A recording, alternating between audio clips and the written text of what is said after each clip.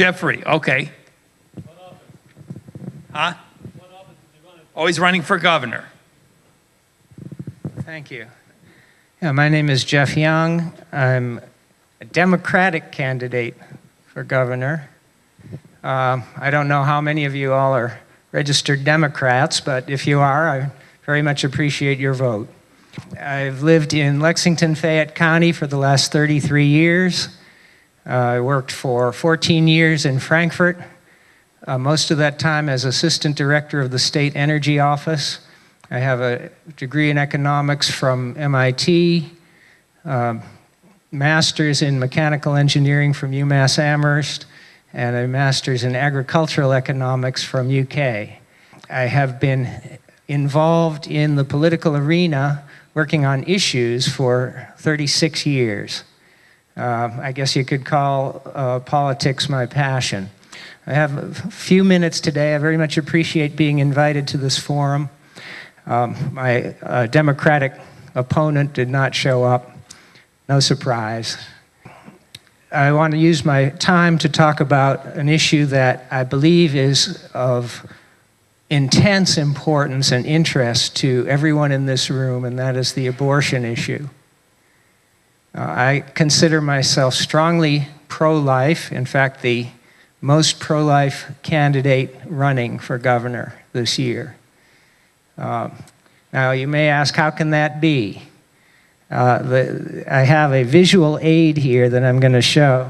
Yes, I appreciate that a lot. Thank you, Dr. Simon. What this is, and you can see, you can look at it later, I'll have it at the table.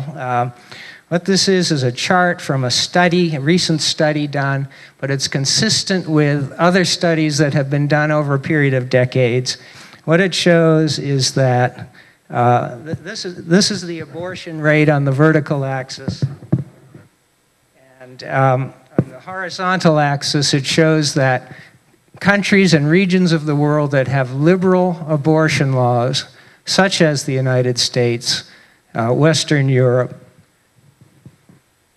that's over on your right side of the chart. The abortion rate is lower than countries such as regions such as South America, Western Africa, Central Africa, where all abortions are illegal or difficult or impossible to obtain. Thank you. I'll say that again. The abortion rate, the number of abortions that occur per population, is lower in countries like the United States that have liberal abortion laws, and that includes the Roe versus Wade Supreme Court decision in 1973, all the laws that grew out of that. All right, so shortly after Roe versus Wade passed, a movement formed called the Right to Life movement. Now, I'm not a theologian, I'm not running for minister, I'm running for governor, which is a policy position. And Right to Life, since the day it was founded, has been not a theological movement, but a movement to make all abortions illegal from conception on. The very name of the organization, Right to Life, communicates that. And what that means is that making all abortions illegal, data from all over the world show it, will raise the abortion rate, not lower it. The most effective way to reduce the abortion rate is the strategy used by the Democratic Party and Planned Parenthood. Now, Planned Parenthood has been demonized all over this country by the Republican Party and by the so-called Right to Life movement.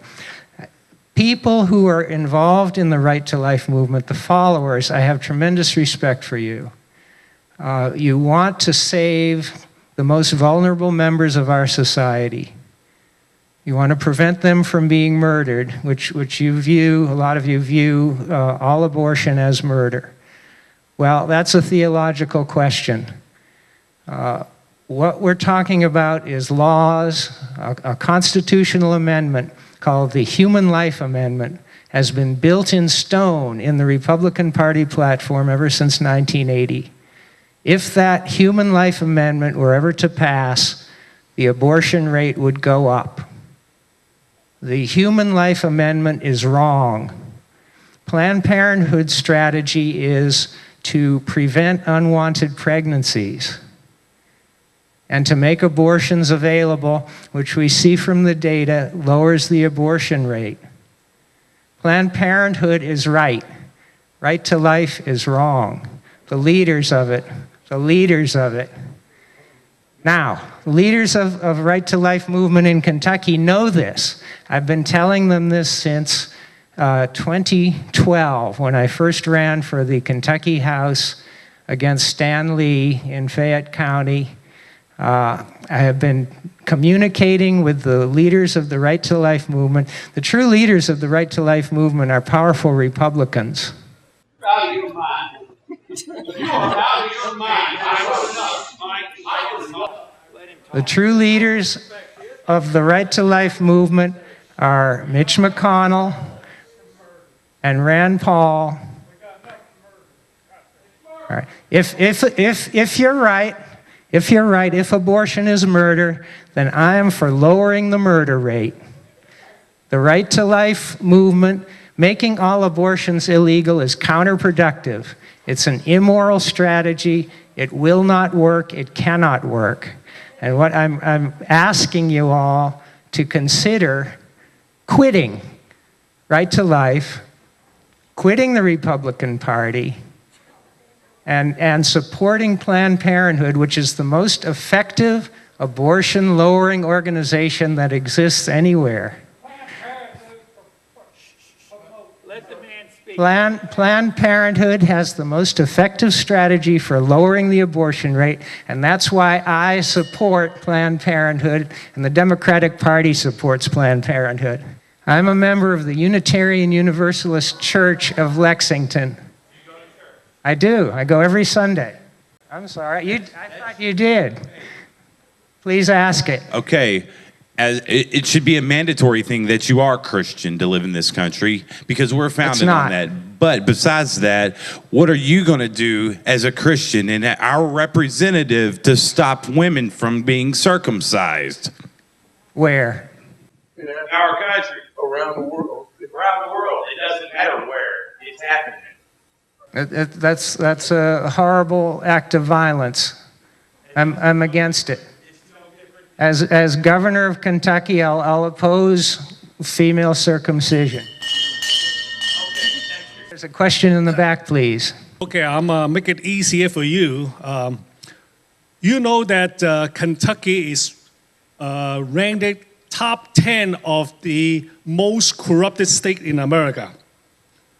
Yeah. Well, right now, we have many problems in Kentucky. One of them is our judicial branch. It can be bought. Prosecutor take bribes.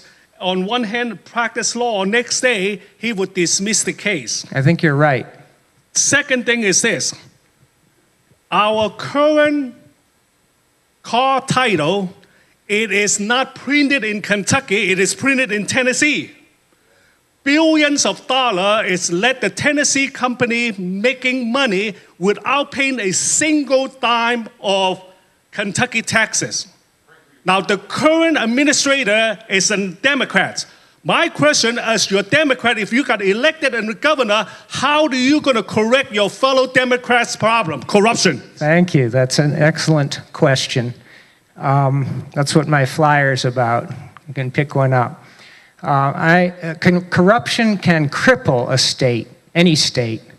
And I think we need to work hard to move Kentucky away from the bottom of the list and make this state much less corrupt. I'm going to oppose and root out corruption wherever I find it, regardless of political party.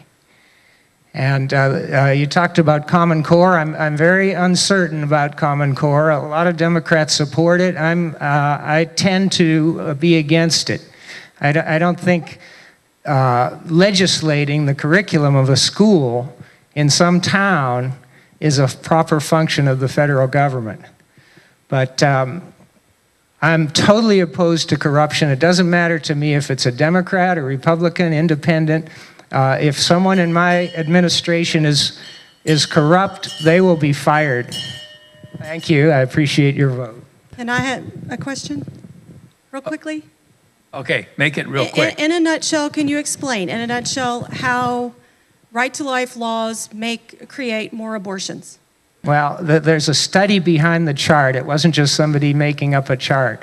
What happens is countries with liberal abortion laws also promote accurate sex education. They promote contraception for young people where the highest rate of unintended pregnancies occur. I just want to say, I know we're out of time, but in many cases, contraception is abortion. Contraceptives are abortifacients in many instances. Okay. That is a theological perspective, and I'm hired to make public policy and to help make the laws, and I'm in favor of lowering the abortion rate through the strategy of Planned Parenthood. Thank you. Okay, Geoff Young, and that kind of stirred everything up a little bit today.